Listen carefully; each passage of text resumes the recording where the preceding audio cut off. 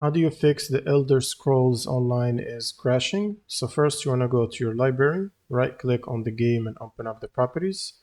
Now in the General tab, Launch Options, you can add -DX11 or you can try -DX10 if the first one does not work properly.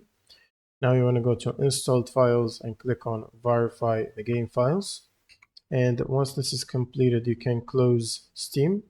Next, you will need to open up your browser and navigate to this link, which is going to be in the description below. And from the distributable table here, you'll need to get the 86 and the 64 installers, both of them. And once you finish the installation, this will require a computer restart.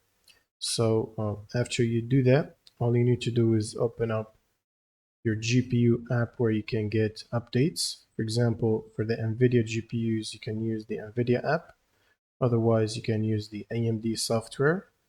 Go to drivers from here and make sure to get the latest available driver update and install it. Now, all you need to do is run Steam as admin. Right click on Steam and run as admin.